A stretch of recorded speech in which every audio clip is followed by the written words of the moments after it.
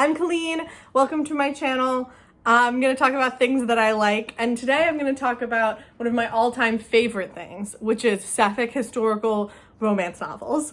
I read them, I write them, they're the best. I love history and lesbians and queer women and romance. And so I'm going to share with you my favorite Sapphic historical romance novels. Historically, these books have been pretty challenging to find. Even today, most of what is published are published non-traditionally, so are either indie or self-pubbed, and even then there's not that many of them, but I have found them and read most of them. And so these are my favorites. I'm going to share 1, 2, 3, 4, 5, 6. 1, 2, 3, 4, 5, 6. 6. And I'm including full series as one because I'm cheating. But here I'm just going to talk you through the books, and here are my Sapphic historical romance recommendations. Okay, so the first one is a series. Avon Books is one of the foremost traditional romance publishers.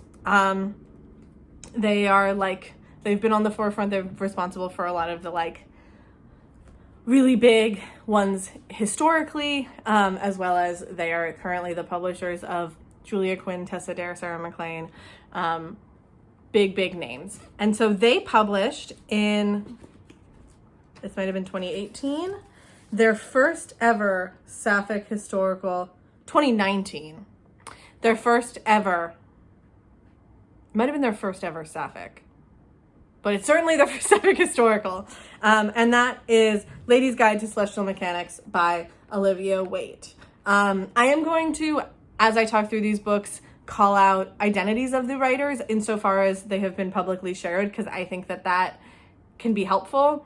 They've not all been publicly shared, or they're not all my business, but I just, insofar as I know them, I'm going to share them because I think that's helpful. So Olivia Waite is a bisexual woman, a white bisexual woman.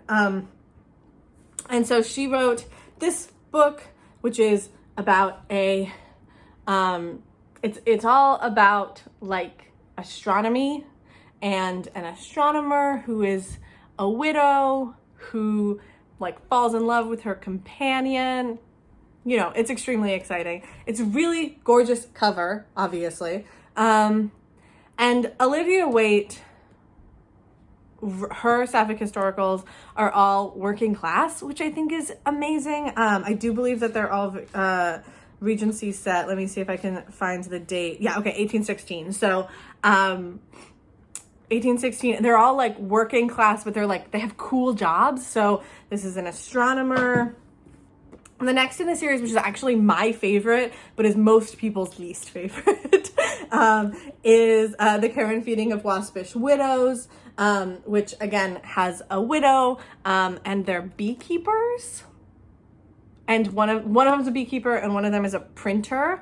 And it's just really soft and really beautiful, which is, I think, why I think some people think it is boring, but I think it's just, the first time I read it, I did not finish it. I set it down, and then a couple months later, I picked it back up again and started over, and I was enthralled. So I think that you should read it, and if you stopped reading it at any point, you should try it again. I just think that it's so moving and so beautiful, and so it is beautifully, it's really well paced, but it is long and slow and gentle, and the way that their affections build. So I highly recommend. Really beautiful. It's also thicker than the first one, and it is extremely thicker than the third one. So that's also, I think, part of why people don't love it very much. But the third in the series is The Hellions Waltz, and again, working class occupation, cool occupations. One of these women is a piano tuner, which is just fun. It's so fun to be thinking about work that women have done in the past, and especially the jobs that were considered women's work when women were allowed to work and the jobs that weren't, and sort of like how work and class and occupation function, especially within like Sapphic relationships. So really very fun. There's like a heist in this one. I don't want to give you too much information, especially because there are a lot of books. But I think that these are really, really fun. I really enjoy Olivia Waite's writing. Again, like really soft, really gentle, but really moving and really beautiful. So these ones, and this was actually sent to me by, here, I found the right order. It was actually sent to me by a friend of mine. I love you, Grace. Thank you so much. Like by surprise, she just like surprised me with these books. Very sweet. And I love, it is very important to me to, that Avon published, that Avon published Sapphic historicals and to own that history, and that it was so recent. And Avon has since published, yeah, I think this is the first ever Sapphic book Avon published, because the next one immediately, or that was on a contract, the next one was Once Ghosted, Twice Shy. They've published a couple, but they've all been contemporaries. Alexandria Belfleur is an Avon writer. There's the one set in the gym. It doesn't matter. I prefer historicals, but I love Sapphic books. So that is really meaningful to me. And I'm so grateful to own these books. Okay, next. This is a self-published book by Courtney Milan, who is a bisexual Chinese-American woman. This is a book. It's a novella. It is part of her Worth saga that have a lot. She has lots of other books in that series that are queer. The first one, I think the heroine is bisexual. I think the third one, the heroine is also bisexual. But there are heroes in those books. This is the only Sapphic one. That I believe this is the only Sapphic historical Courtney Milan has ever written. Tell me if I'm wrong about that, because if I'm wrong about that, then I need to read it immediately. I love Courtney Milan's writing. It's so funny and fresh, and so specific, and with a healthy balance of respect for the time period and absolute disdain for the convention, the convention of the genre and of the past that that excluded people like her. And so I think she writes like such witty, such sharp, such feminist, progressive writing that also feels like it is really grounded in the time period and grounded in real big questions about society, which is my favorite thing about reading historical romance novels, is when they are set in the past and really dealing with the past as a way of dealing with the present. And I think that Courtney Milan does that really, really well. But this is not only is this a novella, a romance between two women, but if you can see, that is a 70-year-old woman. One of the heroines is in her 70s, the other heroine is in her 60s, late 60s. I think she's 68, 69 maybe. Oh, and this is Victorian. Okay, so this is 1867. And this is a book. I'm just gonna read to you a little bit of the author's note, because I think about it just all the time. I can't find it. I can't find the thing that I'm thinking, but maybe she wrote it when in her announcement for the book, but wrote like, there are some novels that are really delicate and really subtle about the way that they interact with, about the message and the themes that they are sharing. This is not one of those books. And it really isn't. It is a book that is so clear about what it is trying to say, and is so satisfying because of it. It is these two women. This woman, her is extremely wealthy. Her nephew, great nephew, stands to inherit all of her wealth, and he is a bad dude. he is referred to throughout the book as Terrible Nephew. This book, in her author's note, she does talk about this. She wrote it before the Brett Kavanaugh hearings, but it is like really in conversation with them. And Courtney Milan herself was a part of the Me Too movement. You can Google it, but it is really present in her writing, and especially in this book, that is, he is a bad dude. He is a terrible nephew, and he is trying to get her institutionalized in order to inherit her wealth before she dies, because he needs the money, because he is a terrible dude. And it is these two women, this woman, Bertrice Martin, I have a learning disability, and Violetta, who's the other heroine, who is also trying to con her out of some money, and then falls in love with her, and they work together to combat a terrible nephew. It's so satisfying. It's such a like morsel where you're just like, great, women can win and terrible men can be stomped. It's not subtle. It's not realistic. It's just satisfying. And the way that these two women love each other in their age and find love where they never thought they would be able to. Mrs. Martin was, this book is called Mrs. Martin's Incomparable Adventure. I didn't say that out loud. Mrs. Martin was married to a man and has had like flings with women since he died. And Violetta has never been with anyone, and never been in love. And the way that Courtney Milan navigates poverty and navigates wealth disparity, and the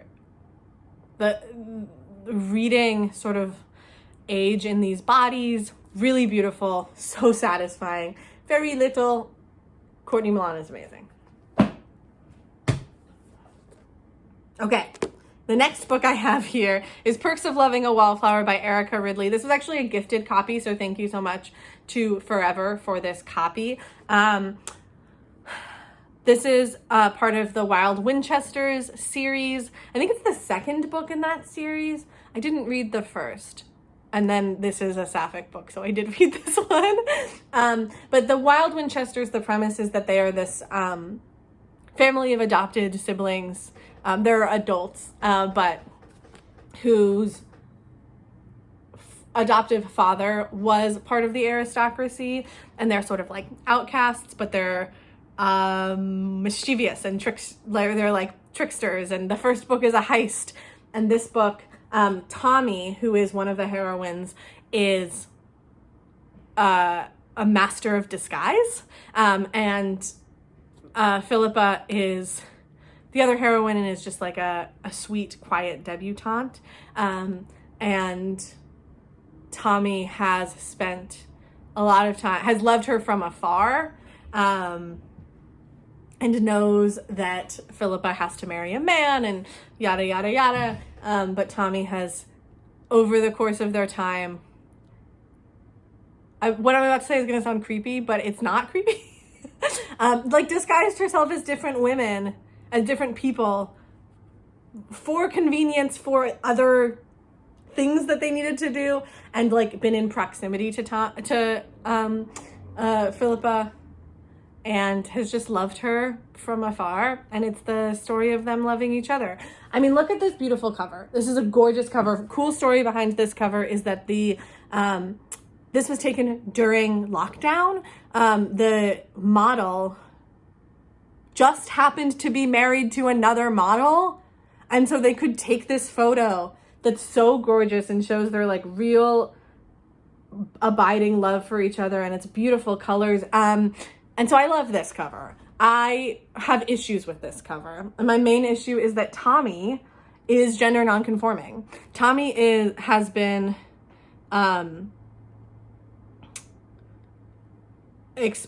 described by the writer as being what we would today call genderqueer, which makes perfect sense for the way the character is written, and it's understandable that the character was written with that intention. The character doesn't like dresses, and especially being a master of disguise feels least like themselves. The character uses she, her pronouns throughout, so I'm going to use she, her pronouns. The character feels least like herself when she is dressed as a woman, and dressed in convention. And so feels deeply disrespectful to me to have both of these women dressed extremely femininely, presenting as women, and especially because, like, as a butch reader, we don't ever get butches on covers. None of the books that I have butches on covers, and so it is frustrating in that sense, and in the sense that it's not true to the character, and it feels really disrespectful. When I read this book, I read Tommy as gender nonconforming and as butch, and only later did I read that Erica Ridley describes her as genderqueer, which I think is sort of a really, we don't have time in this video because I have so many more books to talk about and we're 17 minutes in, but is, I think, a really interesting thing for us to think about when we are writing about gender in the past, and because we are reading gender in the present, but gender in the past, if gender is a social construct, society was different, so gender was constructed differently, and whatever, we don't have time to talk about this, but extremely cool if you want to read a butch, gender nonconforming, genderqueer, any or all of those characters, in a historical setting. I also think that the author doesn't have to, whatever. I don't need to quote John Green. We're moving on, but I would love to have a long conversation about that. But I think that I'd love to hear someone who is gender nonconforming as a gender identity as opposed to a gender expression. I identify as gender nonconforming in terms of my gender expression. But I would love to hear someone who is gender nonconforming or genderqueer talk about the representation in the book, because as a butch woman and a gender nonconforming woman, I read it that way. I think it's amazing that we are able to read books about ourselves and read expansively and understand gender expansively. So all of that to say, Erica Ridley, just because I talked about it for the other two, Erica Ridley is also a bisexual woman, she is a biracial, bisexual woman. Great. The next book, this is also part of a series, but this is the only book that I own in the series. I think that Jane Walsh writes the best historical Sapphic romance novels, I was going to say ever. And that, I think that talks too much about the future that I'm comfortable with, but that I have ever read. Jane Walsh is published by Bold Strokes Books, which is a historically lesbian indie press, is currently has expanded to become a more generally queer romance indie press. Maybe they might not only do romance anymore. They were founded as a lesbian romance indie press. I think that now they've expanded both in identity and in genre. But I will never stop talking about Jane Walsh because I think that Jane Walsh is doing something that no one is doing. My favorite book in this series, I think, is the second one, Her Countess to Cherish, which is a book about a just like kind of unlikable bisexual woman who is engaged to a man, falling in love with a bigender person who is she falls in love with them in multiple presentations of their gender and doesn't realize. It's phenomenal. It's like because as we were talking about this book, it's a beautiful conversation about gender in a historical time period and the way that we perceive gender using our own understandings of gender from a different society, and the way that it is essential to read queerness and see queerness in the past.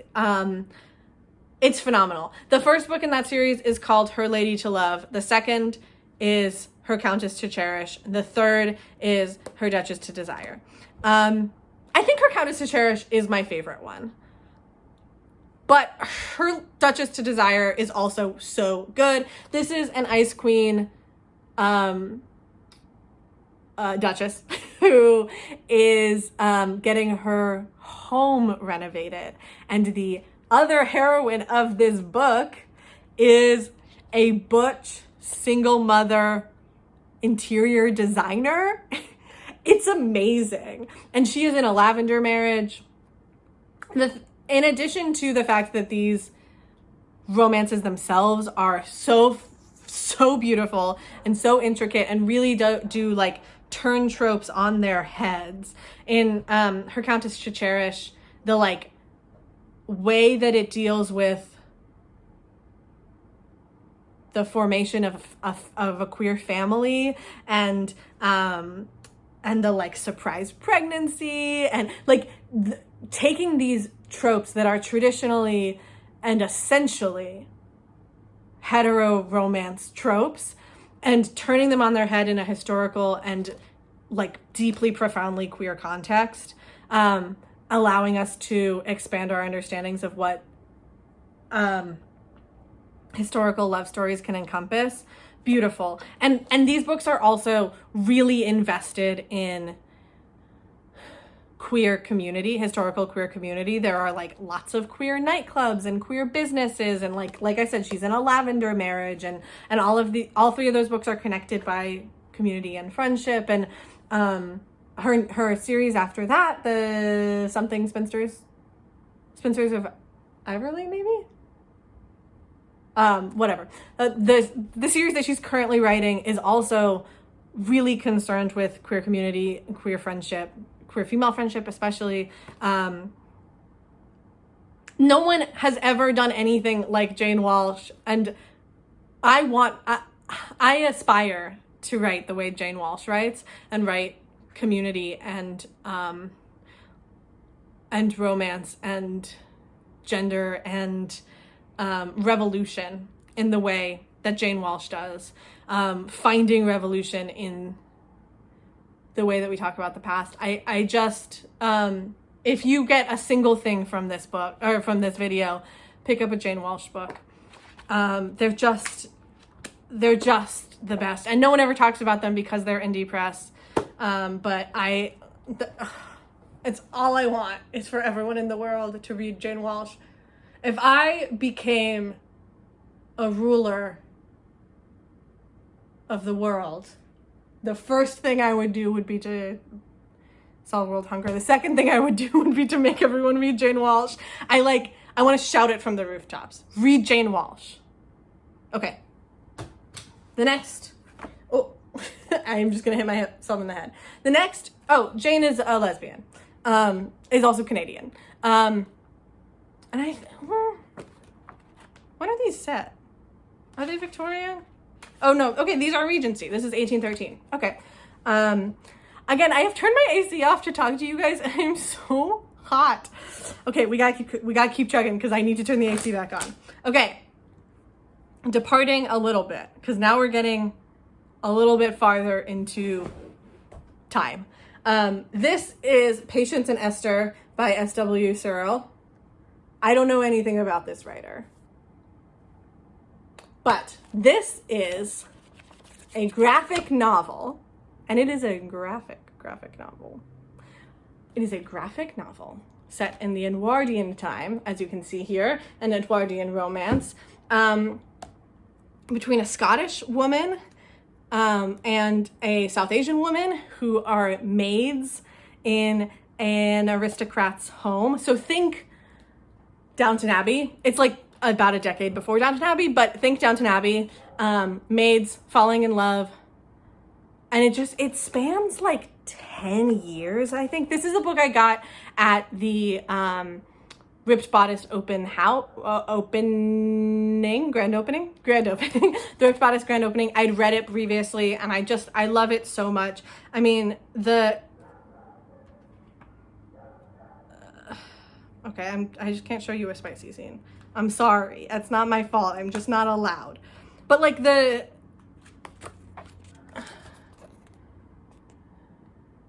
it's like so beautifully drawn, and it follows them over the course of a long time. It engages with sort of like their relationship to society, the way it talks about suffrage, the way it talks about sort of class dynamics and interracial dynamics between two colonized people,